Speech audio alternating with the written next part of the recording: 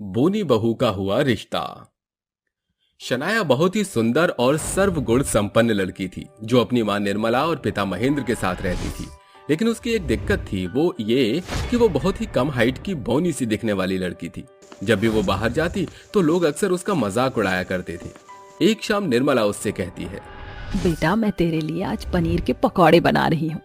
तेरे बहुत पसंदीदा है ना, लेकिन पनीर थोड़ा कम पड़ गया है, तो तू ऐसा कर, मार्केट से पनीर ले आ और आते टाइम सब्जी भी ले आना।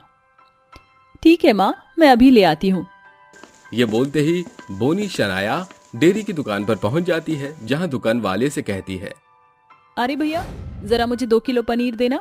अरे कौन है भाई, आवाज आ रही है पर कोई दिख नहीं रहा। शनाया बौनी होने के कारण काउंटर के उस पार दुकान वाले को दिख नहीं रही थी। तभी दुकान वाला आगे आकर देखता है तो बोलता है, अरे ये क्या, तू तो बहुत छोटी सी बौनी लड़की है जो मुझे दिखाई ही नहीं दी। अरे आगे आकर सामान लेते ना, माँ बाप भी पता नहीं कैसे 5 साल के बच्चों को दुकान पर भेज देते हैं। अंकल मैं छोटी नहीं हूँ, मेरी हाइट कम है, मैं हूँ बड़ी। ओहो, छोटी रह गई। मम्मी ने कॉम्प्लेन नहीं पिलाया है, कॉम्प्लेन नहीं पिलाया बचपन में। ये लो पनीर। शुक्रिया। सामान मार्केट से लेकर जब शनाया लौट रही थी तो 2 लड़के उसका मजाक उड़ाते हुए कहते हैं, अरे देख देख, छोटी सी बोनी जा रही है। अगर तुझे बुरा ना लगे तो मैं तेरी शादी इस लड़की से करा दूं। अबे पागल है क्या, मैं काली लंगड़ी लूली लड़की से भी शादी कर लूंगा, लेकिन इस बोनी से कभी भी नहीं करूंगा। हाँ, ये बात तो तूने बिल्कुल सही कही। अरे सुनो शनाया, मैं तुम्हारे लिए कॉम्प्लेन खरीद कर देता हूँ, याद से पी लेना ताकि हाइट बढ़ जाए। बस बहुत हुआ, हिम्मत कैसे हुई तुम्हारी ये सब कहने की? तुम्हारी हाइट बड़ी है इसका मतलब ये नहीं तुम ऐसे ही दूसरों को परेशान करोगे। अले अले अले अले, बच्चों को गुस्सा आ गया। शनाया रोते हुए घर जाती है और अपनी माँ के गले लग जाती है। तभी निर्मला बोलती है, अरे शनाया बेटा क्या हुआ, तू ऐसे रो क्यों रही है? बता, मुझे किसी ने कुछ कहा है तो बता, मैं उसे चमका कर आ जाऊंगी। आप कब तक मेरे लिए लोगों को सुनाते रहोगे? मैं हूं ही ऐसी कि मुझे बोनी की जिल्लत भरी जिंदगी जीनी पड़ेगी। तू रो मत, देख एक दिन तेरी जिंदगी में ऐसा राजकुमार आएगा जो तुझे बहुत प्यार करेगा। मुझे नहीं लगता कि मेरी फिर कभी शादी हो पाएगी। मुझ जैसी छोटी लड़की से भला कौन प्यार करेगा? बेटा तू चिंता मत कर, एक ना एक दिन तेरी शादी हो जाएगी। आजा आराम कर और दुखी मत होना। तुम्हारे मम्मी पापा पर इतने पैसे हैं कि वह अच्छा रिश्ता ढूंढ लेंगे। तभी शनाया अपने कमरे में जाकर लैपटॉप पर सोशल साइट पर कुछ ढूंढती है कि उसे एक बहुत अच्छे विवेक नाम के लड़के की प्रोफाइल मिलती है, जिसे देखकर शनाया कहती है, विवेक, हाँ ये लड़का कितना डैशिंग और स्मार्ट है, इसे मैसेज करती हूँ, क्या पता मेरी बात का रिप्लाई दे दे। शनाया उसे हाय हेलो का मैसेज करती है। तभी झटके से विवेक का रिप्लाई आ जाता है, हाय, क्या तुम्हारा नाम शनाया है? बहुत ही प्यारा है। थैंक यू, तुम्हारा भी बहुत प्यारा है विवेक। थैंक्स, वैसे तुम्हारी प्रोफाइल काफी अच्छी है, बहुत क्यूट लगती हो शनाया। अरे वाह, इसको तो मैं पसंद आ गई। मैं रिप्लाई करती हूँ, तुम भी बहुत हैंडसम हो, वैसे कहाँ रहते हो? मैं near by Dolma aunty momos. Oh wow, it's amazing. मैं भी इससे थोड़ी दूरी पर रहती हूँ, इसका मतलब हम दोनों काफी पास हैं। बताया नहीं कि मैं कैसा लगता हूँ? तुम भी बहुत अच्छे लगते हो। आओ, क्या मैं तुम्हें वीडियो कॉल करके देख सकता हूँ? हाँ बिल्कुल। तभी दोनों वीडियो कॉल पर बहुत सारी बातें करते हैं, साथ ही एक दूसरे की तारीफ भी। शनाया पहली बार में ही विवेक को पसंद कर लेती है। ऐसे ही 1 महीना बीत जाता है। दोनों ऑनलाइन रोज एक दूसरे से बात किया करते थे, पर विवेक ये नहीं जानता था कि शनाया बौनी है। वहीं दूसरी ओर निर्मला एक ऐसे घर का रिश्ता ढूंढती है जहां वो बिना किसी परेशानी के अपनी बेटी को विदा कर सके। शाम को अपनी बेटी के पास जाकर कहती है, शनाया बेटा, मैंने तुम्हारे लिए एक रिश्ता ढूंढा है, कल सुबह वह आने वाले हैं, तो तैयार रहना। क्या माँ, रिश्ता? नहीं माँ, मुझे कोई शादी नहीं करनी, मैं फिर से अपना मजाक बनवाना नहीं चाहती हूँ। अच्छा होगा अगर ये रिश्ता कैंसिल हो जाए, क्योंकि मैं विवेक को चाहती हूँ और उसकी बातों से लगता है जितना वो मेरी केयर करता है तो मुझे पसंद भी करता है, प्यार करने लगा है। मैं ये शादी नहीं कर सकती। बेटा तू अपने मन में क्या सोच रही है, ज्यादा टेंशन मत ले, मैं पहले बात करूंगी तभी कुछ होगा। अगले दिन लड़के की माँ और लड़का राहुल देखने आते हैं। जैसे ही निर्मल अपनी बेटी को बुलाती है तो राहुल नाम का लड़का उस बौनी लड़की को देखकर कहता है, अरे आंटी, ये कैसा भद्दा मजाक है। मेरा करियर बिल्कुल फर्स्ट क्लास है और आप चाहते हैं कि आपकी बौनी लड़की से शादी करके मैं अपना मजाक बनवा दूं? तो ऐसा बिल्कुल नहीं होने वाला। मैं आपकी बौनी लड़की से शादी हरगिज नहीं करूंगा। बहुत हुआ। जो मेरी लड़की की अभी इज्जत नहीं कर सकता, वह शादी के बाद क्या करेगा? मैं खुदा से घर में रिश्ता नहीं करवाना चाहती। तो हमारा टाइम बर्बाद क्यों किया? आपकी लड़की की कभी शादी नहीं होगी, बानी कहीं की। बस आंटी जी, बहुत बोल लिया आपने। मेरी सास समान माँ के बारे में। क्यों नहीं हो सकती शादी? हो सकती है। मेरी माँ जी ने अपने बेटे की शादी मुझसे करवाई थी। वो तो एक एक्सीडेंट में मुझे छोड़कर चले गए, इसलिए मेरे बेचारे सास ससुर, जो अब मेरे माता पिता हैं, वो मुझे इस हाल में नहीं देख सकते, इसलिए मेरा रिश्ता कराना चाहते हैं। लेकिन थैंक यू सो मच, आप यहाँ आए, अब आप जा सकते हैं। चल बेटा, यहाँ से चलते हैं, मूड खराब हो गया। अच्छा हुआ जो मेरा ये रिश्ता टूट गया। वैसे भी मैं विवेक को चाहती हूँ, उससे बात करती हूँ। माँ, मैं अपने कमरे में जा रही हूँ। अपने कमरे में जाकर शनाया लैपटॉप पर विवेक से वीडियो कॉल करती है। तभी विवेक बोलता है, हे मेरी स्वीट हार्ट, अभी मैं तुम्हें कॉल करने ही वाला था। और बताओ, क्या कर रहे हो? तुम्हें बहुत सारा मिस कर रहा था। शनाया, मैं तुमसे मिलना चाहता हूँ। 1 महीने से ज्यादा हो गया। क्या हम मिल सकते हैं कॉफी पर? हाँ हाँ बिल्कुल। तभी अगले दिन दोनों एक दूसरे से मिलते हैं। आमने सामने देखकर विवेक हैरान हो जाता है और कहता है, ये सब क्या है शनाया? तुमने मुझसे झूठ बोला तुम एक बोनी और टिंगी लड़की हो। मुझे बताया क्यों नहीं? अच्छा हुआ जो मुझे तुम्हारी असलियत के बारे में पता चल गया, वरना मेरा क्या होता? अरे मैं तो तुमसे सच्चा प्यार कर बैठा था। तुमसे शादी की बात करने आया था और प्रपोज करने भी, लेकिन अब तो कुछ हो ही नहीं सकता। नहीं विवेक, ऐसा मत बोलो। मुझे छोड़कर मत जाओ। मैं तुमसे बहुत प्यार करती हूँ, तुमसे शादी करना चाहती हूँ। क्या? अपनी और मेरी हाइट देखना मैच भी नहीं होती और तुम चाहती हो कि हमारी शादी हो जाए? बिल्कुल नहीं। विवेक उसका हाथ झटक कर चला जाता है। ये क्या हो गया विवेक, तुम क्यों चले गए? मुझे लगा था अब मुझे अपना प्यार मिल जाएगा, लेकिन नहीं, तुम भी दूर हो गए। इस तरह से दोनों एक दूसरे को याद कर करके बहुत रोते हैं। कुछ विवेक अपनी गलतियों का एहसास करता है और वो कहता है, ये मुझसे क्या हो गया? मैं शनाया के बिना बिल्कुल नहीं रह पा रहा। मुझे उसकी बहुत याद आ रही है। मैं उससे मिलना चाहता हूँ। तभी उसकी बहन पारुल आकर कहती है, भाई इतने बेचैन हो तो शादी कर लो। वो लड़की बहुत अच्छी है। रंग रूप हाइट वगैरह ये सब मायने नहीं होता, इंसान का दिल अच्छा होना चाहिए। और मुझे लगता है मेरी भाभी आपका बहुत ख्याल रखेंगी, क्योंकि आपसे बहुत प्यार करती हैं। अरे तुम्हें क्या बताऊं, मुझे उससे माफी मांगनी चाहिए और मैं तुम्हारी भाभी को लेकर ही आऊंगा। हाँ भैया, जल्दी मेरी भाभी को लेकर आइए। विवेक को अपनी गलती का एहसास हो जाता है और वो किसी तरह पूछताछ करके उसके घर पहुंचकर उसकी खिड़की से कमरे में घुसकर कहता है, शनाया, शनाया मुझे माफ कर दो। मुझे अपनी गलती का एहसास है और मैं तुम्हारे बिना बिल्कुल भी नहीं रह पा रहा हूँ।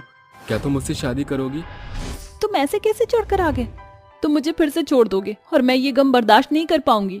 नहीं शनाया, मैं तुम्हारे साथ ऐसा दोबारा नहीं करूंगा। I love you so much. ऐसा है, मेरे मम्मी पापा से मेरा हाथ मांगो। ठीक है। दोनों जैसे ही मुड़ते हैं, निर्मला धर्मेंद्र पहले से ही खड़े होकर कहते हैं, हमें तो पहले से ही ये रिश्ता मंजूर है। माँ पापा आप? शनाया बेटा, तू अगले महीने की शादी फिक्स कर। इस तरह से शनाया के सास ससुर अपनी बोनी बहू का रिश्ता विवेक से करा देते हैं। अगले ही पल दोनों की शादी हो जाती है। वो खुशी खुशी रहने लगते हैं। लंबी बहू के बोनी ससुराल वाले। आपको क्या लगता है कि आपकी बेटी इस शादी के लिए मान जाएगी? अरे अगर नहीं मानती है तो उसे मनाओ और उसे समझाओ कि उसकी शादी कार्तिक से होनी कितनी जरूरी है। आप अपने लिए अपनी बेटी की शादी कैसे करवा सकते हैं? केवल एक बिजनेस डील के लिए अपनी बेटी की शादी करवाना ठीक नहीं है। तुमसे जैसा कहा गया है वैसा करो। तुम जानती नहीं हो ये बिजनेस डील है, मेरे लिए कितनी इम्पोर्टेंट है और ये सब मैं हम लोगों के लिए ही तो कर रहा हूँ। एक बार आप अपनी बेटी से तो पूछ लीजिए कि वह क्या चाहती है। जाओ उसे उसकी शादी के बारे में बता दो, वो मेरी बात को नहीं टालेगी। रेखा उदास होकर अपनी बेटी के पास जाती है और उसे उसकी शादी की खबर देती है, लेकिन उसकी बेटी स्मृति पहले से ही रो रही होती है। मैं जानती हूँ माँ, मैंने आपकी और पिताजी की सारी बातें सुन ली थी। पिताजी ने एक बिजनेस डील के लिए मुझे दांव पर लगा दिया है, लेकिन आप चिंता मत कीजिए, मैं शादी के लिए तैयार हूँ। स्मृति की बात सुनकर रेखा उसे गले से लगा लेती है, जिसके बाद स्मृति अपने मन ही मन सोचती है, पिताजी को क्या लगता है कि मैं उनकी बात मानकर आराम से उन बौने लोगों के साथ रह लूंगी? मैं उन लोगों का जीना हराम कर दूंगी और यही मेरा मकसद होगा। स्मृति एक 6 फुट की हाइट वाली लड़की थी, लेकिन उसके पिता देवराज अपने बिजनेस के चलते उसकी शादी एक बोने परिवार में करवा देते हैं, जहां माता, पिता, बहन और स्मृति का होने वाला पति सब बोने थे। लेकिन वो लोग बहुत अमीर थे। जब स्मृति का गृह प्रवेश होता है, वो दरवाजे पर खड़ी हुई अपने बोने ससुराल वालों को देखकर जोर जोर से हंसने लगती है। अरे ये क्या, मेरे ससुराल वाले तो जरूरत से ज्यादा ही बौने निकले और मेरे पति को तो देखो, ऐसा लग रहा है जैसे मेरे बराबर मेरा बेटा खड़ा हो। बस करो स्मृति, और कितना मजाक उड़ाओगी तुम हमारे बोने होने का। अब तुम लोग बौने हो तो बौने ही कहूंगी ना। अगर तुम थोड़े से लंबे होते, जैसे मेरी हाइट है, देखो मेरी हाइट पूरी 6 फुट है। अरे मेरी हाइट के हिसाब से तुम मेरे साथ चलते हुए अच्छे नहीं लगते हो। अरे बहू, लगता है तुम बहुत ज्यादा थक गई हो, तभी कुछ ना कुछ कह रही हो। निशा, जाओ तुम अपनी भाभी को उनके कमरे में छोड़ाओ, थोड़ा सा आराम करेंगी तो थकावट उतर जाएगी। निशा अपनी भाभी को उनके कमरे में छोड़ आती है, जिसके बाद ममता अपने बेटे कार्तिक से कहती है, अरे बेटा, अभी नई नई शादी हुई है तेरी और बहू के लिए घर भी नया है और हम लोग भी, इसलिए उसे हम लोगों के साथ थोड़ा सेटल होने में वक्त लगेगा। तुम चिंता मत करो, सब ठीक हो जाएगा। ममता अपने बेटे कार्तिक को हौसला देती है, जिसके बाद कार्तिक अपने कमरे में अपनी पत्नी स्मृति के पास जाता है और उसका हाथ पकड़ लेता है। स्मृति अपना हाथ जोर से झटकती है और उसके हाथ से छुड़ा लेती है। तुम्हारी हिम्मत कैसे हुई मेरा हाथ पकड़ने की? अरे तुम्हें क्या लगता है कि मैं तुम्हारे साथ सुहागरात बनाऊंगी? तुम तो इतने छोटे हो कि तुम्हें तो देखते ही ऐसा लगता है जैसे कोई छोटा बच्चा मेरे पास आ गया हो। जाओ पहले अपनी माँ से कहो कि तुम्हें कॉम्प्लान पिलाए। ऐसा कहकर स्मृति जोर जोर से हंसने लगती है और बिस्तर पर जाकर सो जाती है। ये बात कार्तिक को बहुत उदास कर देती है। अगले दिन जैसे ही सवेरा होता है, निशा और ममता दोनों रसोई में खाना बना रही होती हैं। तभी स्मृति निशा से कहती है, अरे ओ 1.5 फुटिया, जरा मुझे एक कप चाय तो देना। स्मृति, ये क्या तरीका है मेरी बहन से तुम्हारा बात करने का? ओहो, गलत ही क्या कहा है।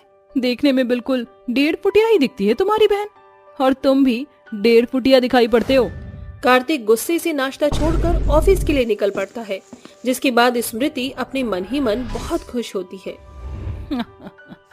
बहुत शौक से इन्होंने 6 फुट की लड़की को अपने घर की बहू बनाया था, अब इनका सारा शौक पानी में मिल गया। स्मृति नाश्ता करके अपने कमरे में चली जाती है, जिसके थोड़ी ही देर बाद निशा स्मृति के पास आती है और उसे कहती है, अरे भाभी, आज मेरे स्कूल में फेयरवेल पार्टी है, क्या आप मुझे अपनी कोई अच्छी सी साड़ी दे दोगी? क्या कहा? मेरी साड़ी? अरे मेरी साड़ी तो तुम्हें द्रौपदी की साड़ी की तरह आएगी। तुम तो अपनी माँ की कोई चुन्नी उठाकर उसकी ही साड़ी बना लो।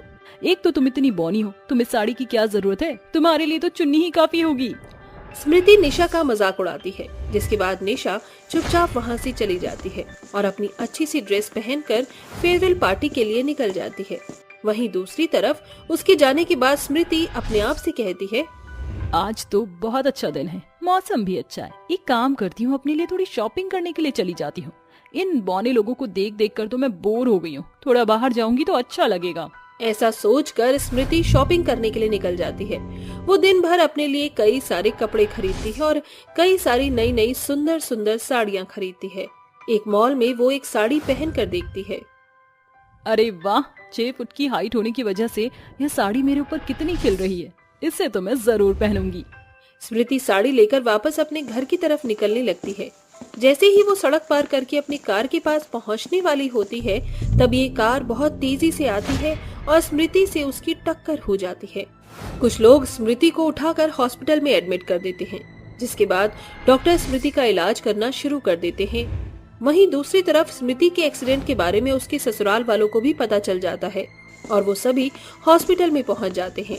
तभी डॉक्टर कार्तिक के पास आते हैं और उससे कहते हैं, देखिए, एक्सीडेंट के दौरान जिस कार से आपकी पत्नी का एक्सीडेंट हुआ था, वो कार आपकी पत्नी के पैरों पर चढ़ गई है, जिसकी वजह से उनके दोनों पैर खराब हो गए हैं। अब वो कभी नहीं चल पाएंगी। ये सुनकर कार्तिक और उसका परिवार बहुत परेशान हो जाता है, जिसके बाद वो सभी स्मृति से मिलने के लिए उसके पास जाते हैं। चिंता मत करो बहू, सब ठीक हो जाएगा, ऊपर वाले पर भरोसा रखो। डॉक्टर ने कहा है कि तुम अब कभी नहीं चल पाओगी, लेकिन अमेरिका में मैंने कई सारे ऐसे केस देखे हैं जिनमें डॉक्टर ऑपरेशन करके लोगों को चलने लायक बना देते हैं। मैं तुम्हारा इलाज अमेरिका से करवाऊंगा। ये सब सुनकर स्मृति की आंखों में आंसू आ जाते हैं और वो रोते हुए कहती है, ये सब मेरी ही करनी का नतीजा है। मैं दिन रात आप लोगों की हाइट को लेकर बोला करती थी और आपका मजाक उड़ाया करती थी। आज भगवान ने मुझसे मेरे ही पैर छीन लिए। अरे भाभी, आप ऐसा क्यों सोचती हो? आप तो आज भी पूरे 6 फुट की हाइट वाली हो, जिसे कोई कम नहीं कर सकता। देखो स्मृति, तुम कल भी मेरी पत्नी थी और आज भी मेरी पत्नी हो। मुझे इस बात से कोई फर्क नहीं पड़ता कि अब तुम्हारे पैर नहीं रहे, लेकिन मैं पूरी कोशिश करूंगा कि मैं तुम्हारे पैरों का इलाज करवा सकूं। ये सब सुनकर स्मृति को अपनी गलती का पछतावा होता है और वो अपनी सास, अपने पति और अपनी नंद से माफी मांगते हुए कहती है, मुझे माफ कर दीजिए, मुझसे बहुत बड़ी गलती हो गई। जितना मैंने आप सभी को नीचा दिखाया, आप सभी ने हमेशा मुझे उतना ही ऊपर रखा। आज मुझे अपनी गलती का पछतावा है, हो सके तो मुझे माफ कर देना। अरे बहू, तुझे माफी मांगने की कोई जरूरत नहीं, हम कल भी तेरे साथ थे और आज भी तेरे साथ ही रहेंगे। कार्तिक स्मृति को व्हीलचेयर पर बैठाकर घर ले आता है, जिसके बाद कार्तिक स्मृति को अमेरिका ले जाकर उसके पैरों का इलाज करवा देता है। जिसके बाद स्मृति पहले की तरह चलने फिरने लगती है और अपने परिवार के साथ खुशी खुशी रहने लगती है।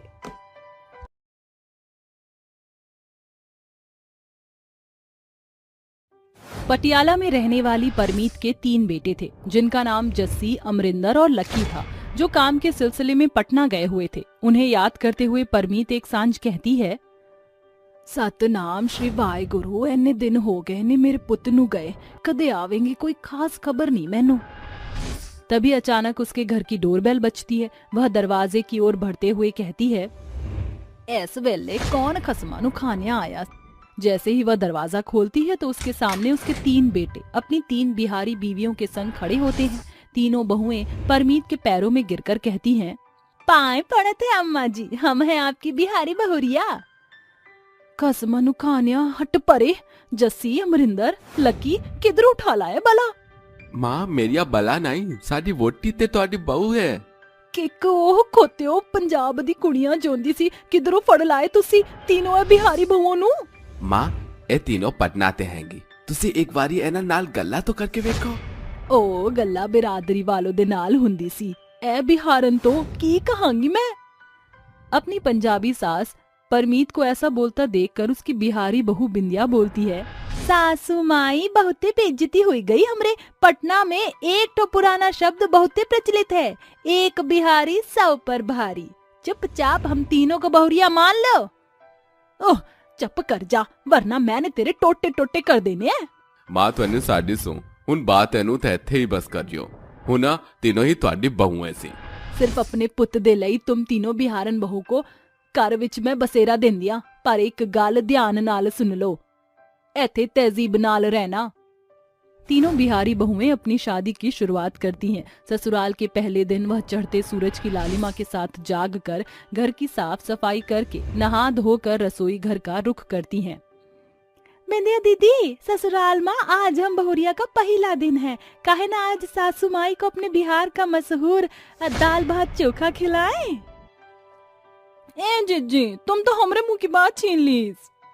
तीनों बिहारी बहुएं एक दूसरे का हाथ बटाती हैं। कुछ ही देर बाद अंजलि जैसे ही दाल में तड़का लगाती है, तड़के की छौंक पूरे घर के कोने कोने में फैलते हुए परमीत के नाक में जा घुसती है। अच्छे, इन्ने सुवेर सुवेर कौन मर जाना, मेरी नींद च आफत बन बैठा। परमीत नाक मलती हुई गुस्से से रींझती हुई रसोई घर में आकर अपनी बिहारी बहुओं से बोलती है, मैनू लगिया सी आ तुसी तीना दी ही करामात हुन सी। ਉਹ ਖਾਣਾ ਬਣਾਉਂਦੀ ਸੀ ਜਾਂ ਮੈਨੂੰ ਵਾਹਿਗੁਰੂ ਦੇ ਕੋਲ ਪਹੁੰਚਾਣੇ ਦੀ ਤਿਆਰੀ करदी फिरदी ने। अरे सासू जी, काहे गरमात हो, जल्दी से गुसल खाने में नहा धो आओ। हम बहुत तुम्हार खातिर दाल भात चोखा बनाए हैं, जे खाई दाल भात चोखा वो कबहू न पाई धोखा। धोखे दी तो गल ना करो तुम, मेरे पुੱਤ नाल ब्याह करके जबरन बन गई साडी बिहारी बहू। ਇੱਕ ਤਾਂ ਤੁਹਾਡੀ ਭਾਸ਼ਾ ਮੇਰੇ ਸਮਝ ਤੇ ਬਾਹਰ ਆ, जाने की आधे वध मैनू समझ ही नहीं आउंदी। ए सासू मां, जब हम बिहारी बहुरिया तुम्हारी हिलराइश भाषा असी कुसी लस्सी पिसी समझ सकते हैं तो हमारी भाषा काहे नहीं बोला था? ऐस तो पल्ला जे मैं तोड़ा कत्ल कर दावा, मेरी निगाह तो पड़े हुड़ आ फड़ अपना दाल भात चोखा। पहले दिन से पंजाबी सास और बिहारी बहुओं के बीच खान पान के खातिर कलेश होने लगता है। समय गुजरता है। एक सांझ परमीत टीवी पर बाबा की भजन सुन रही थी, तभी झुमकी रिमोट उठाकर टीवी का चैनल चेंज करती है, जिस पर भोजपुरी गाना बजता देखकर वह नाचना शुरू कर देती है।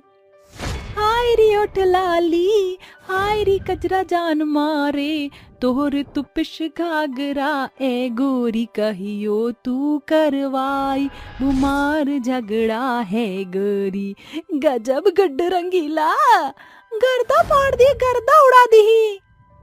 सतनाम वाहिगुरु। जस्सी छेतिया, तोड़ी वोटी नू कुछ हो गया। की होया? मैनू लगदा सी तोड़ी वोटी नू मिर्गी आउंदी सी आ। वेख इन्हां दी अतरंगी हरकत।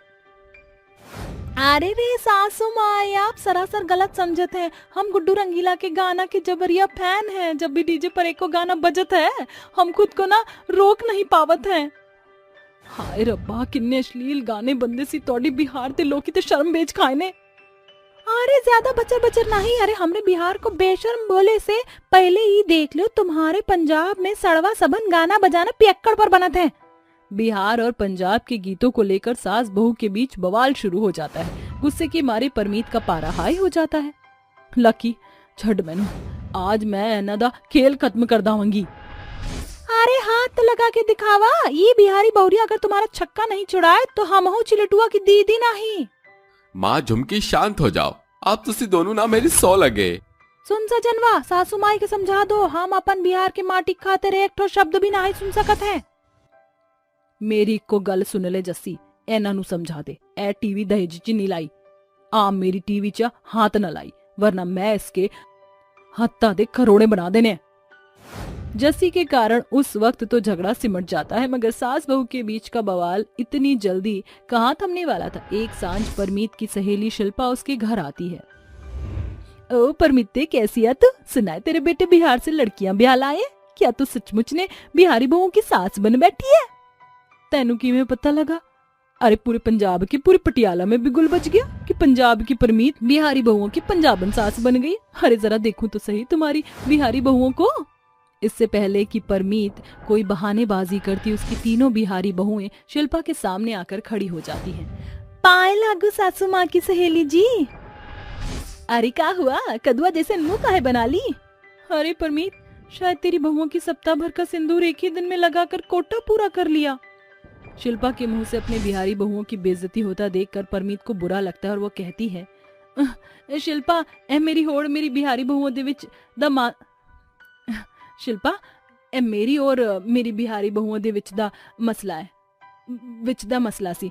तेनू विचोलन बनने दी होड़ नहीं। हुन चेदी चेदी मेरी निगाह तो परे हो जा। हाँ हाँ जी, जारी। ऐसी बिहारी बहुओं से बात भी कौन करना चाहता है? ए काकी, ज्यादा बकर बकर नहीं करो हमारी सासू जी से। काहे कि हम बिहारी बहुओं के दो बोल सुन लोगी ना तो सहन नहीं होगा। शिल्पा के चले जाने के बाद बहुएं कहती हैं, अम्मा जी थैंक यू, आज आपने अपन बिहारी बहुओं के पक्ष में बोलकर हमरा करेजक बकुनी बकुनी नहीं होई दी। तोड़े बोलन दा मतलब दिल दे टोटे टोटे सी ना। गजब चाचा, इका मतलब अब हमरी पंजाबन सासू माँ को हूँ बिहारी बहुओं के बोल बच्चन बुझाए लागल है। हुन डांगर वर्गी उछल कूद ना करो। सासू माँ, यह खुशी के मौके पर का आज हम बहुरिया अपन बिहार का लिट्टी चोखा बना सकत है? बना लो। पर सासू माँ, लिट्टी चोखा आपके भी खाए पड़ी। अरे रे, एक दफा लिट्टी चोखा चटकारा लगा के तो देख लियो। ठीक बा, हुन बनाओ तो मेरी बिहारी बहुओं। तीनों बिहारी बहुएं फेटा बांधकर अपनी पंजाबी सास के लिए लिट्टी चोखा बनाती हैं। कुछ देर बाद, ये ले सासू माई, बिहारी बहू स्पेशल लिट्टी चोखा चटकारा लगा के देखो। परमीत जैसे ही अपनी बिहारी बहुओं के हाथ का बना लिट्टी चोखा खाती है तो वह कहती है, वाह जी वाह, मैनू तो खबर ही नहीं सी कि मेरी बिहारी बहुएं इन्ना स्वाद खाना बनाउंदी सी। ए लिट्टी चोखा तो बहुत स्वाद बने है। शुक्रिया सासू माई। इस तरह बिहार से आई 3 बिहारी बहुएं आखिरकार अपनी पंजाबी सास के दिल में जगह बना ही लेती हैं, जिसके बाद से 2 अलग राज्यों की पंजाबी सास और बिहारी बहुओं के बीच आपसी साझेदारी जुड़ जाती है, जहां वह लोहड़ी से लेकर छठ पर्व भी एक साथ धूमधाम से मनाया करती हैं। सास बहू के घर की नीलामी। गांव में शाम के वक्त एक घर में कुछ औरतों के हंसने की आवाज आती है। अरे वाह, देखो जरा कितने सारे पैसे कमा लिए मैंने। आज तो मेरा दिन बन गया है। क्या बात है, आज मैंने इतने सारे पैसे कमाए। इतने पैसे तो मैंने कभी जिंदगी में नहीं कमाए होंगे। ये देखो, मैंने एक और गेम जीती है। अरे आज तो इस रमी के गेम को खेल कर मजा ही आ रहा है। कितना मजा आ रहा है बैठे बैठे पैसे कमाने का। तभी मंजुली कहती है, आज मैंने पूरे 1.5 लाख रुपए कमाए हैं। अब मेरी सभी परेशानियां धीरे धीरे खत्म हो जाएंगी। आज का दिन तो बहुत अच्छा था माँ जी। वैसे शाम हो गई है, बाबूजी और विनीत जी घर पर आने ही वाले होंगे। चलो हमें घर चलना चाहिए। मंजुली और कावेरी दोनों सास बहू रमी खेलने के बाद वापस घर लौट आती हैं। उनके अकाउंट में काफी सारा पैसे इकट्ठा हो जाता है, जिसके चलते वह दोनों अगले दिन अपनी जरूरत का सारा सामान घर में ले आती हैं, जिसे देखकर विनीत और कैलाश कहते हैं, अरे अरे, इतना सारा सामान, लेकिन तुम दोनों के पास पैसे कहाँ से आए? हम दोनों तो तुम्हें पैसे भी नहीं देते हैं, फिर तुम दोनों के घर के खर्चे कहाँ से चला रही हो? पिताजी बिल्कुल सही कहते हैं, आखिर तुम्हारे पास पैसे कहाँ से आ रहे हैं? दरअसल हमारी कुछ समय पहले की सेविंग है। हाँ हाँ बेटा, बहू बिल्कुल सही कह रही है। दरअसल ये तो हमारी सेविंग है जो इस वक्त हमारे काम आ रही है। फिर तुम हमें जितना भी पैसा देते हो, जरूरी तो नहीं है हम वो सारा ही खर्च कर दें। विनीत और कैलाश दोनों ही अपनी पत्नियों की बातें सुनने के बाद चुप हो जाते हैं, जिसके बाद वह नाश्ता करते हैं और अपने अपने ऑफिस चले जाते हैं। उनके ऑफिस जाने के बाद मंजुली और कावेरी दोनों घर के सभी काम जल्दी जल्दी निपटाने लगती हैं। अरे बहू, ऐसे धीरे धीरे काम करोगी तो हम रमी खेलने कैसे जाएंगे? अरे माँ जी, अब मैं मशीन तो हूँ नहीं जो फुर्ती से ही सारे काम खत्म कर लूं। समय के साथ काम पूरा हो जाएगा, आप चिंता मत कीजिए, हम दोनों समय पर पहुंच जाएंगे। घर के काम खत्म करने के बाद दोनों सास बहू रमी खेलने पहुंच जाती हैं, जहां और भी सारी औरतें पहुंची होती हैं। एक के बाद एक पैसा लगाने के बाद वह धीरे धीरे अपना सारा पैसा हारने लगती हैं। वह दोनों जितना पैसा हारती हैं उन्हें उतना दुख होता, जिसके चलते वह अपना बचाया हुआ भी पैसा लगाने लगती हैं। अरे इस रमी के गेम ने तो हमें करोड़पति से रोडपति बना दिया। हे भगवान, धीरे धीरे हमारा सारा पैसा इस रमी के गेम पर खत्म हो गया है। आज का दिन तो बहुत ही मनहूस है, एक भी पैसा नहीं कमाया है मैंने अभी तक। हाँ माँ जी, हमें अपना हारा हुआ पैसा किसी भी तरह वापस लाना होगा। अब आप अपने रमी गेम में ध्यान दीजिए, नहीं तो और हार जाएंगी आप।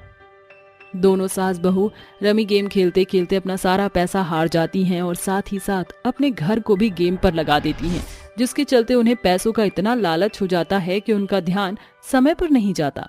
हे भगवान माँ जी, जरा घड़ी की तरफ देखो, रात के 11 बज गए हैं। ऊपर से हम अपना सब कुछ हार गए, अब हम क्या करें? हे भगवान, अनर्थ हो गया, हम तो अपना घर भी हार चुके, अब क्या होगा? अब कुछ नहीं होगा, अब तो कल आपके घर की नीलामी होगी। कल अपने घर की नीलामी करवाने के लिए तैयार रहिएगा। दोनों सास बहू किसी तरह वहां से निकलती हैं और घर पहुंच जाती हैं। उन्हें घर पहुंचते हुए पूरे 12 बज जाते हैं। उनके हाथों में खूब सारा पैसा होता है। वहीं दूसरी तरफ विनीत और कैलाश उनके घर पर आने का इंतजार कर रहे होते हैं। आखिर ये दोनों सास बहू बिना बताए गई कहाँ है? पिताजी, मुझे तो बहुत जोर से नींद आ रही है, मैं तो सोने जा रहा हूँ। मैं तो इन दोनों का इंतजार करते करते ही थक गया, कल मुझे ऑफिस भी जाना है। उन दोनों को आपस में बात करते हुए दोनों सास बहू घर की खिड़की के बाहर से देख लेती हैं, जिसके बाद वह दोनों अपने पतियों के सोने के बाद चुपके से घर में आती हैं। माँ जी, जाइए, चुपके से जाकर सो जाइए, मैं भी अपने कमरे में जा रही हूँ, कल जो होगा वो देखा जाएगा। अरे बहू, मुझे तो बहुत डर लग रहा है, जो होना था वो हो चुका है, अब कल देखते हैं क्या होगा। दोनों सास बहू अपने अपने कमरों में जाकर सो जाती हैं। अगले दिन जैसे ही सवेरा होता है, कैलाश और विनीत उन दोनों से पूछते हैं, कल पूरी रात तुम दोनों सास बहू कहाँ गायब थीं? आखिर तुम दोनों हमसे क्या छुपा रही हो? देखो, जो भी तुम दोनों मुझसे छुपा रही हो उसे तुरंत बता दो, नहीं तो अच्छा नहीं होगा। अरे तुम दोनों को ये क्या हो गया है? आखिर हम क्यों तुमसे कुछ छुपाने लगे? देखो, कल रात मैं अपनी सहेली के घर गई थी, आते वक्त हमें थोड़ी सी देर हो गई। माँ जी बिल्कुल सही कहती हैं, हमें आते वक्त थोड़ी सी देर हो गई थी, हमें नहीं पता था कि आप दोनों हमारे ऊपर शक करने लगोगे। अगर हमें ऐसा पता होता तो हम कहीं भी नहीं जाते। वे दोनों ऐसा बोल ही रही होती हैं कि तभी उनके घर पर कोई दस्तक देता है। रुकिए, जरा मैं देख कर आता हूँ दरवाजे पर कौन है। विनीत जैसे ही दरवाजा खोलता है, दरवाजे पर पुलिस खड़ी होती है। पुलिस विनीत से पूछती है, क्या कावेरी और उसकी सास मंजुली इसी घर में रहती हैं? जी हाँ, वो दोनों इसी घर में रहती हैं। विनीत के इतना कहने पर पुलिस बिना कुछ कहे ही अंदर आ जाती है, जिसके बाद पुलिस कावेरी और मंजुली के हाथों में हथकड़ी पहना देती है और कहती है, यू आर अंडर अरेस्ट। बहुत खेल खेल लिया तुम दोनों ने, रमी गेम। अब चलो जेल की हवा खाने। लेकिन जरा हमें बताइए तो सही, आखिर आप इन्हें क्यों गिरफ्तार कर रहे हो? ये दोनों सास बहू रमी खेल खेल कर पैसा कमा रही थी, जिसके चलते ये दोनों हार गईं और इन्होंने अपना घर भी दांव पर लगा दिया। नीलामी वाले लोग आते ही होंगे, अब आपका इस घर पर भी कोई हक नहीं है। दोनों सास बहू रोने लगती हैं। वहीं दूसरी तरफ पुलिस उन्हें गिरफ्तार करके अपने साथ ले जाती है, जिसके बाद वहां पर नीलामी करने वाले लोग भी पहुंच जाते हैं। अपने घर की नीलामी होते हुए देख कैलाश और विनीत से देखा नहीं जाता और वह मार्केट से अपने घर के लिए तुरंत पैसा उठाते हैं और अपना घर नीलाम होने से रोक लेते हैं। वहीं दूसरी तरफ दोनों सास बहू जेल में एक दूसरे से कहती हैं, आज हमारे लालच ने हमें कहीं का नहीं छोड़ा। एक तरफ हमारे घर की नीलामी चल रही है तो दूसरी तरफ हम दोनों जेल में सड़ रही हैं। ये सब मेरी ही गलती है, मुझे ये सब नहीं करना चाहिए था। पैसों का लालच बहुत ही बुरी बला है। आज के बाद मैं ऐसी गेम कभी नहीं खेलूंगी। कावेरी और मंजुली दोनों रोने लगती हैं, जिसके बाद तभी वहां पर एक पुलिस वाला आता है और जेल का दरवाजा खोलकर उन्हें कहता है, तुम दोनों की बेल हो गई है, चलो बाहर आ जाओ। जैसे ही वे दोनों बाहर आती हैं, उनके सामने उन दोनों के पति होते हैं, जिसके बाद वह दोनों अपने पतियों से माफी मांगती हैं। मुझे माफ कर दीजिए कैलाश जी, मुझसे बहुत बड़ी गलती हो गई। मैं आइंदा ऐसा कभी नहीं करूंगी। हमारे घर की नीलामी हो रही थी, जिसके चलते हम दोनों ने पैसा उधार लिया है। हमसे वादा करो कि फिर कभी कुछ ऐसा नहीं करोगे। हम वादा करते हैं फिर कभी ऐसे गलती नहीं करेंगे और अब से मैं मेहनत करके पैसा कमाऊंगी। उस दिन के बाद से कावेरी और मंजुली दोनों जॉब करना शुरू कर देते हैं, जिसके बाद वह पैसा कमाते कमाते अपने घर का कर्जा चुका देते हैं और अपने परिवार के साथ खुशी खुशी रहने लगती हैं। 5 प्रेग्नेंट बहू के जादुई बच्चे। ये कहानी है पूर्णिया में रहने वाली भागमनी देवी और उसकी 5 बहुओं की। भागमनी ने 7 साल पहले अपने 5 बेटे की शादी एक ही घर की 5 बेटियों से कराई थी, मगर दुर्भाग्यवश 5 की ही कोख अब तक सूनी थी। पड़ोस में रहने वाली रमीला उसके घर में दस्तक देती है। अरे भागमणी कहाँ हो? भीतर आजा रमीला। वो झट से भीतर घुस आती है। ये ले मुंह मीठा कर। क्या बात है, आज तो तू बड़ा चहक रही है। और ये मिठाई किस खुशी? हाँ, कुछ खास बात है क्या? अरे एकदम खासम खास बात है। दादी बन गई मैं। खुशी के मारे जिया फूला नहीं समा रहा। खैर तुझको इसका अंदाजा कहाँ? तेरी 5 बहुओं को तो बाज का दीमक लगा हुआ है। अरे मैं तो कहती हूँ निकाल फेंक इन बाज पखेरुओं को, अपने घर से निकाल। फिर अभी तेरे बेटों की उम्र ही क्या है, दूजा ब्याह रचा दिया उनका। बहुओं के प्रति इतना कुछ सुनकर भागमनी रोष में आकर उसे झड़पते हुए कहती है, खबरदार जो अब मेरी बहुओं के खिलाफ एक भी शब्द का, तो अभी कौन सा मेरी बहुओं की उम्र ढली जा रही है, उन्हीं से मेरे घर का वंश चलेगा। भगवान के घर देर है मगर अंधेर नहीं। बड़ा गुमान है ना तुझे तेरी इन 5 बाज बहुओं पर। सारी उम्र तेरे कान दादी सुनने को ना तरस गए ना तो मेरा नाम भी रमीला नहीं। ये पहली दफा नहीं था। बहुओं के बांझ होने के चलते कई रिश्तेदारों ने भगमनी से मुंह मोड़ लिया था। कुछ ही दिनों के बाद सावन की पावन बेला दस्तक देती है। भगमनी श्रद्धा भाव से भोलेनाथ की निर्जला उपासना करके मंदिर में जल चढ़ाते हुए मन में कहती है, हे भोले भंडारी, कहते हैं कि इस सावन के महीने में आप अपने श्रद्धालुओं की मनोकामनाओं को पूर्ण करते हैं। भगवान मेरी 5 बहुओं की कोख पर बंदी बाज की गठरी को खोल दे प्रभु। भागमनी बोझिल मन के साथ घर लौटकर अपने कमरे में आकर सो जाती है। तभी भोलेनाथ उसको स्वप्न दर्शन देकर कहते हैं, जागो भागमनी। प्रभु आप? भागमनी, ये मेरे भोग का प्रसाद है। इन 5 लड्डू को तुम अपनी बहुओं को खिला देना। इसे खाते ही तुम्हारी बहू गर्भवती हो जाएगी और अंत में तुम्हें एक बड़ा प्रतिफल देखने को मिलेगा। इतना कहकर भगवान शिव ओझल हो जाते हैं और भागमनी उठकर देखती है तो वही लड्डू उसके बगल में रखा हुआ है। ये उन लड्डुओं को अपने 5 बहुओं में बांटकर कहती है, बहू, इन लड्डू को विश्वास के साथ खा लो। देखना शिव के इस पावन मास सावन की तरह तुम 5 की गोद भी जरूर हरी होगी। तकरीबन 1 सप्ताह बीतने के साथ 5 के पैर भारी हो जाते हैं। 5 एक संग अपनी सास को खुशखबरी सुनाती हैं। सासू माँ, आप बहुत ही जल्द दादी बनने वाली हैं। हाँ सासू माँ, वो दिन दूर नहीं जब इस घर के आंगन में भी बच्चों की किलकारियाँ गूंजेंगी। ये सुनकर भागमनी देवी की आंखों में मानो समंदर उतर आता है। शुक्रिया मेरी बहुओं, आज तुमने इस सास की आस को स्कूल के दीपक की लौ से उजागर किया है। दूधो नहाओ पूतो फलो। भागमनी बहुओं के गर्भावस्था के शुरुआती महीने से अंतिम पड़ाव तक उनका भरपूर देखभाल करती है और 5 एक साथ गर्भावर्त के 9वें महीने में कदम रखती हैं। एक सांझ 5 हॉल में बातें करती हैं।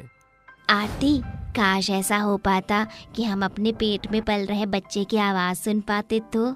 अरे ये मुमकिन नहीं, पेट में पल रहा बच्चा हमें सुन नहीं सकता, ना ही वो बोल सकता है। अचानक 5 के गर्भ में पल रहे बच्चे उमड़ घुमड़ कर बोल पड़ते हैं। माँ, तुमने मुझे पुकारा, मैं बाहर आऊं? 5 अपने भीतर पल रहे बच्चों की आवाज सुनकर औचक्की रह जाती हैं और भागमनी का हाथ अपने पेट पर धरती हैं। अरे बहू, 9वां महीना चल रहा है, तुम सबका इतना उछल कूद मचाना सही नहीं। माँ जी, बस 1 मिनट। दादी माँ, दादी माँ। तुम्हारे गर्भ के बच्चों की बोली थी? हाँ माँ जी, हमारे पेट में पल रहे जादुई बच्चे हमारी बोली सुन सकते हैं। ये क्या, तुम 5 एक ही सुर ताल लगाए बैठी हो? तुम्हारे कहने का अर्थ है कि तुम्हारे पेट में पल रहे बच्चे जादुई हैं? हाँ माँ जी, हाँ माँ जी। एकाएक भागमनी को शिव के वरदान के अंतिम शब्द याद पड़ते हैं और वो कहती है, तो क्या वो प्रतिफल मेरे बहुओं के बच्चों का जादुई होना था? 5 बहू एक एक करके अपने पेट पर हाथ रख कर कहती हैं, जिसकी शुरुआत लक्ष्मी करती है। ए मेरे पेट में पल रहे बच्चे, अगर तुम सचमुच जादुई बच्चे हो तो मुझे इसका पुख्ता प्रमाण दो, मुझे ढेर सारा सोना दो। उस पलछिन लक्ष्मी के गर्भ के भीतर से एक प्रकाश उजागर होने के साथ घर में सोने के सिक्कों की भरमार लग जाती है। मछली बहू, अब तू कुछ मांग कर देख। आरती अपने पेट पर हाथ धरकर कहती है, क्या मांगू? हाँ, भूख के मारे मेरे पेट में कबड़ी मची हुई है। ए मेरे जादुई बच्चे, अपनी माँ की भूख शांत करने के खातिर ढेर सारे मीठे फल दे। आरती के कहते ही घर में अनेकों फलों का ढेर लग जाता है। उसी पल पड़ोसन रमीला रोते पीटते हुए उसके घर में आकर कहती है, अरे भागमती, गजब हो गया, मेरा नन्ना पोता जिंदगी और मौत के बीच जूझ रहा है। मेरे पल्ले एक भी पैसे नहीं है, मेरी मदद करो। रमीला को यूं रोता बिलखता देख गौरी के मन में दयाभाव समा जाता है और वो अपने पेट पर हाथ धरकर कहती है, ऐ मेरे जादुई बच्चे, अपनी माँ की मांग को पूरा कर मुझे ढेर सारे पैसे दे। एकाएक गौरी के गर्भ से पैसे की बहार बरस जाती है, जिसे देख रमीला दंग रह जाती है। वक्त जाया मत करो रमीला मौसी, इन पैसों को ले जाओ। रमीला झट से उन पैसों को बटोर कर जाने लगती है। तभी भागमनी उसे टोकते हुए कहती है, देख लो रमीला, समय का चक्र आज ऐसा घूमा है कि कल तक तुमने जिन 5 बहुओं को बांझ कहकर दुत्कार दिया था, आज वही तुम्हारे मदद में खड़ी उतरी। रमीला अपने किए पर पछतावा भरा रुझान दिखाकर उनका शुक्रिया अदा करके चली जाती है। समय यूं ही गुजरता जाता है। जब भी घर में कमी घटी दिखाई पड़ती तो भागमनी की प्रेग्नेंट बहुएं जादुई बच्चे के सहारे उसे पूरा कर लिया करती। एक बार की बात है, एक भिखारी भूख से बिलबिलाता हुआ उनके घर आता है। अरे अरे, कोई है इस घर के भीतर? आवाज सुनकर अनुराधा बाहर आकर कहती है, जी कहिए। अरे, हफ्तों का भूखा भिखारी हूँ, भूख से अंतड़ियां सूखने को हो रही हैं, कुछ खाने को दे दो। ये सुनकर अनुराधा हाथ मलते हुए मन में कहती है, रसोई घर में तो सब कुछ मांज धोकर धर दिया है, खाना बनाने में देरी लगेगी। अब मेरा जादुई बच्चा ही इनकी भूख को मिटाएगा। वो भिखारी को घर की मेज पर बिठाकर अपने पेट को सहलाते हुए कहती है, ऐ मेरे जादुई लाल, दिखा दे अपना कमाल, मुझे ढेर सारा खाना दे दे। अनुराधा के कहते ही उसके पेट से अनगिनत खाना मेज पर सज जाता है, जिसे खाकर भिखारी तृप्त होकर कहता है, अरे भगवान तुम्हारे जादुई बच्चे को दीर्घायु दे। ऐसा बोलते हुए भिखारी चल पड़ता है। एक सवेरे पांचों बहुएं शिव के दर्शन को मंदिर जाती हैं, जहां वीना आंसुओं में पड़ी होती है। है गौरीपति, और कितना इंतजार करना लिखा है इस बाज के जीवन में। लोगों के ताने भरे शब्द मेरे दिल को छलनी करते हैं। उसको देख सिया अपनी पुरानी स्मृति में खो जाती है और अपने पेट पर हाथ धरकर कहती है मेरे जादुई बच्चे, अपनी छवि इस भली स्त्री के भीतर समाहित कर दो। सिया की कोख से निकल रही रोशनी वीना के पेट में समा जाती है, जिसके साथ वो भी गर्भवती हो जाती है। घबराओ नहीं, हम पांचों की कोख के भीतर जादुई बच्चे पल रहे हैं। तुम्हारी इच्छा जरूर पूरी होगी। ईश्वर तुम्हारे जादुई बच्चों को दीर्घायु करे। इसके बाद पांचों बहुएं एक संग घर लौट आती हैं, जिसके साथ उन्हें प्रसव पीड़ा होती है और पांचों जादुई बच्चे दुनिया में प्रवेश करते हैं, जिससे भागमनी की पांचों बहू आगे भी गरीब दुखियारी लोगों की सहायता में बढ़ चढ़कर मदद किया करती थीं।